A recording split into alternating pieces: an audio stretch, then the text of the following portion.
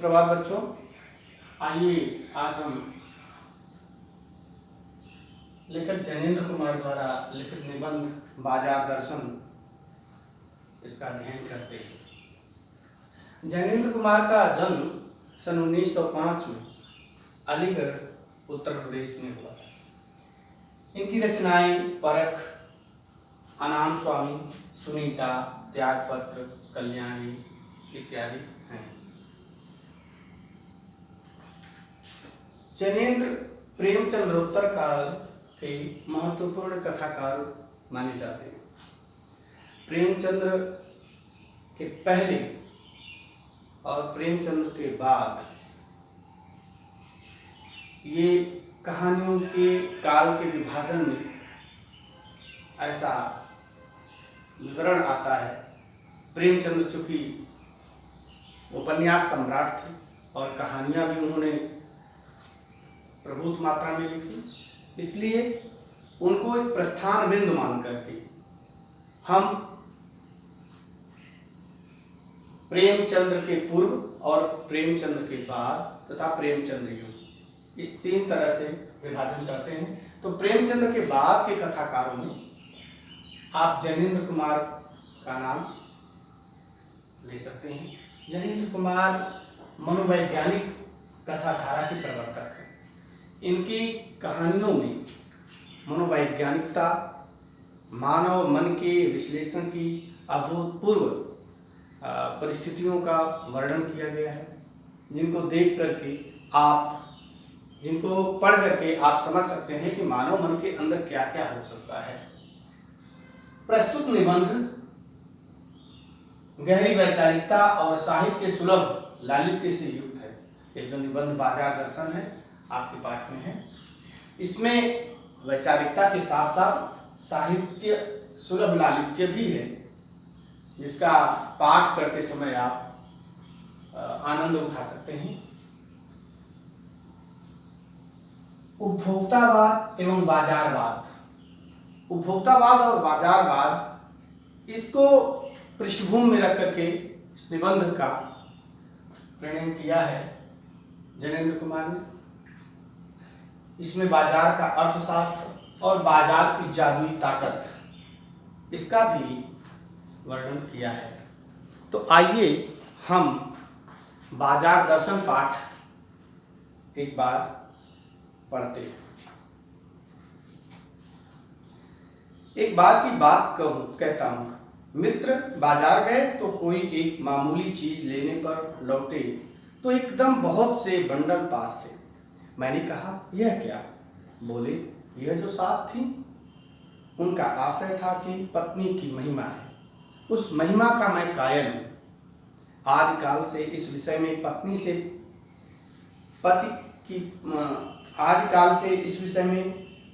से पत्नी की ही प्रमुखता प्रमाणित है, और यह व्यक्तित्व का प्रश्न नहीं, स्त्रीत्व का प्रश्न है।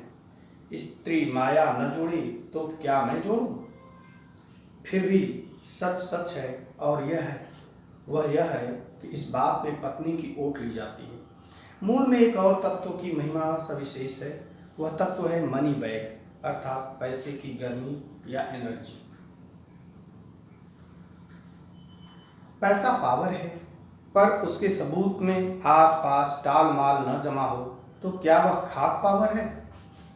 पैसे को देखने के लिए बैंक हिसाब देखिए, पर माल, असबाब, मकान, कोठी तो अनदेखे भी दिखते हैं। पैसे की उस परचेजिंग पावर के प्रयोग में ही पावर का रस है। प्रस्तुत अंश में लेखक ने पैसे को पावर कहा है। और पावर क्यों है? क्योंकि जो हमारे आसपास माल टाल जमा है, जो बैंक का हिसाब है, कोठी मकान है, सब पैसे के कारण ही है। इसके पहले अंश में लेखक बाजार जाता है। बाजार से बहुत सारे सामान के पैकेट लेकर के आता है और उसका मित्र उससे पूछता है कि इतनी चीज़ें आपने क्यों खरीदी हैं? उसके उत्तर में वह ओट अपनी पत्नी की लेता है, क्योंकि यद्यपि वह बाजार गया खुद, तथापि पत्नी की ओट लेकर के उन सामानों के खरीदने को वह उचित बता रहा है।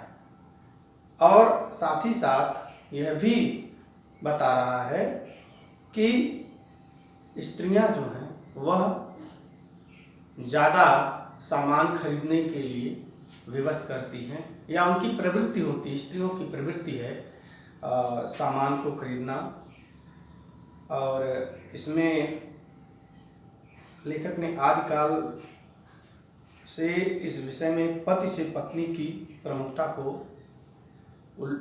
का उल्लेख करके यह बताने की कोशिश की है कि जब हम खरीदारी करते हैं तो पत्नियों की भूमिका उसमें मुख्य होती है।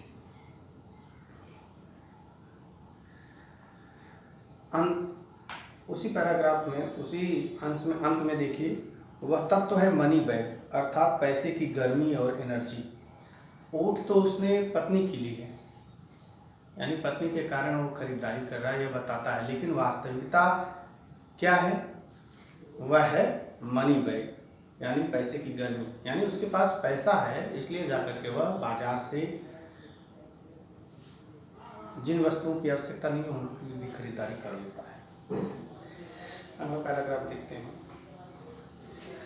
लेकिन नहीं, लोग संयमी भी होते हैं, वे फिजूल सामान को फिजूल समझते हैं, वे पैसा बहाते नहीं और बुद्धिमान होते हैं। बुद्धि और संयम पूर्वक वह पैसे को जोड़ते जाते हैं। वह पैसे की पावर को इतना निश्चय समझते हैं कि उसके प्रयोग की परीक्षा उन्हें दरकार नहीं, बस खुद पैसे के जुड़ा होने पर उनका मन गर्व से फूला रहता है। अब इस अंश में लेखक यह बता रहा है कि सभी लोग फिजूल खर्ची नहीं करते हैं, कुछ लोग ऐसे भी होते हैं जो पैसे का संचय करते हैं, बुद्धि और संयम पूर्वक पैसे को जोड़ते जाते हैं और पैसे के पावर को इतना निश्चय समझते हैं, उसका प्रयोग नहीं करते हैं। कभी कभी क्या होता है कि हम परीक्षा लेते हैं कि हमारे पास ये चीज़ है तो क्या इस समय काम आ सकती है, लेकिन जो बुद्धिमान लोग होते हैं वह पैसे को जोड़ते हैं, उसकी परीक्षा नहीं लेते हैं। कभी यही कहना चाहता है। और जब पैसा उनके पास रहता है तो उसके कारण वह अपने को खुश महसूस करते हैं, गर्व से भरे रहते हैं। मैंने कहा यह कितना सामान ले आए? मित्र ने सामने मनी बैग फैला दिया, कहा यह देखिए सब उड़ गया, अब जो रेल टिकट के लिए बचा। मैंने तब यह माना कि और पैसा होता तो और सामान होता। वह सामान जरूरत की तरफ देखकर नहीं आया, अपनी परचेजिंग पावर के अनुपात में आया। लेकिन ठहरिए, इस सिलसिले में एक और भी महत्व तत्व है जिसे नहीं भूलना चाहिए। उसका भी इस कर्तव्य में बहुत कुछ हाथ है, वह महत्व है बाजार। मैंने कहा यह इतना कुछ नाहक ले आए? मित्र बोले, कुछ न पूछो, बाजार है कि शैतान का जाल है। ऐसा सजा सजा कर माल रखते हैं कि बेहया ही हो जो न फंसे। अब एक तरफ तो पहले के अंश में बता रहा है लेखक कि सामान खरीदने के लिए मनी यानी पैसे का होना बहुत ज़रूरी है। दूसरा पक्ष अब जो है बाजार का आता है। पैसा होने के साथ साथ बाजार भी है, और बाजार में बता रहा शैतान का जाल है। ये बाजार नहीं है, ये शैतान का जाल है जो माल को सजा सजा कर रखा, और इस तरह से माल को सजा करके, सामानों को इस तरह से सजा कर रखता है कि बेहया ही हो जो इसमें न फंसे। जिसकी इच्छा नहीं है वह भी सामान खरीद लेता है। बाजार इस तरह से सजे होते हैं, इस तरह से व्यक्ति को फंसाते हैं। मैंने मन में कहा ठीक, बाजार आमंत्रित करता है कि आओ मुझे लूटो और लूटो, सब भूल जाओ, मुझे देखो, मेरा रूप और किसके लिए, मैं तुम्हारे लिए। नहीं, कुछ चाहते हो तो भी देखने में क्या हर्ज है, अजी आओ भी। इस आमंत्रण में यह खूबी है कि आग्रह नहीं, आग्रह तिरस्कार दिलाता है। लेकिन ऊंचे बाजार का आमंत्रण मूक होता है और उससे चाह जगती है। चाह मतलब अभाव। चौक बाजार में खड़े होकर आदमी को लगने लगता है कि उसके अपने पास काफ़ी नहीं है और चाहिए। मेरे यहाँ कितना परिमित है और यहाँ कितना अतुलित है। ओ प्रस्तुतांश में कवि बाजार की प्रवृत्ति के ऊपर बता रहा है कि बाजार की प्रवृत्ति कैसी है कि वह आमंत्रित करता है, आओ लूटो और लूटो, सब भूल जाओ मुझे देखो, मेरा रूप और किसी। और सच बात यही है, आप बिग बाजार में जाइए, बड़े बड़े शॉपिंग कॉम्प्लेक्स में जाइए, देखिए किस तरह से सामान को साफ सुथरा करीने से सजा कर रखा गया होता है, ब्रांडिंग उसकी होती है, जिसको देख करके आपका मन ललचाने लगता है।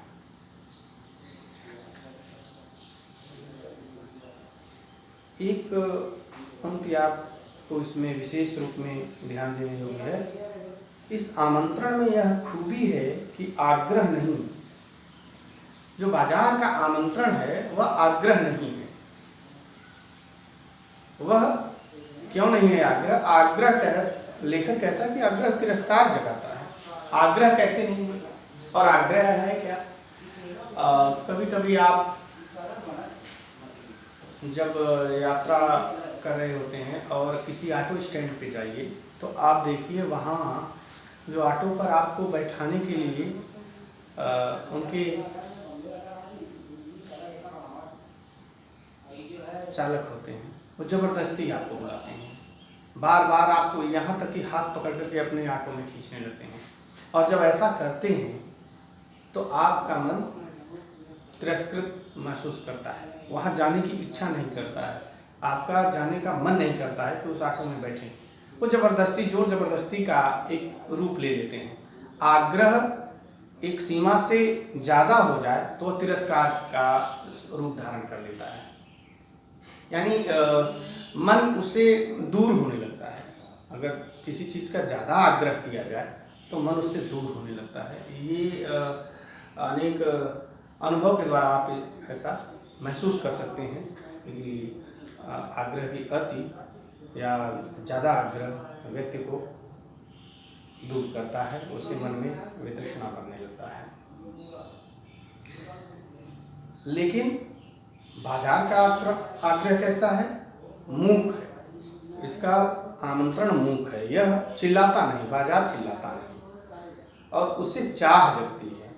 चाह का मतलब अभाव, चाह का मतलब इच्छाएं, मन के अंदर इच्छाएं जगने लगती हैं और इच्छाओं का जगना, अपने पास उस चीज़ का न होना, विषय का जगना, विषयों के प्रति आकर्षण, वस्तुओं का आकर्षण, यह सिद्ध करता है कि व्यक्ति के पास वो चीज़ें नहीं। चौक बाजार में खड़े होकर आदमी को लगने लगता है कि उसके पास काफ़ी नहीं है और चाहिए। चौक बाजार में जब व्यक्ति जाता है तो वह सोचता है कि उसके पास काफ़ी नहीं है, अभी और उसको चाहिए, यानी जो चीज़ें उसके घर हैं, उसके पास हैं, वो बहुत कम है, उसे और चीज़ें खरीदनी ही चाहिए, लेनी ही चाहिए। मेरे यहाँ कितना परिमित है और यहाँ कितना अतुलित है, वह तुलना करने लगता है अपने घर की कि उसके घर पे कितना कम है और इस जगह पे कितना ज़्यादा है। कोई अपने को न जाने तो बाजार का यह चौक उसे कामना से विकल बना छोड़े। विकल क्यों? पागल, असंतोष, तृष्णा, ईर्ष्या से घायल कर मनुष्य को सदा के लिए यह बेकार बना डाल सकता है। बाजार की ताकत देखिए, लेखक कह रहा है कि कामनाओं की जब हृदय के अंदर, मन के अंदर कामनाएं प्रकट होने लगती हैं, जन्म लेती हैं, तो व्यक्ति विकलता को प्राप्त हो जाता है और विकलता कभी कभी उस स्तर पे पहुंच जाती है कि उसे पागल बनाकर छोड़ देती है। वस्तु का न होना उसके पास असंतोष पैदा करता है, तृष्णा पैदा करता है और ईर्ष्या। और मनुष्य के लिए बहुत ही घातक है, वह उसको हमेशा के लिए बेकार बना करके छोड़ देता है। अब हम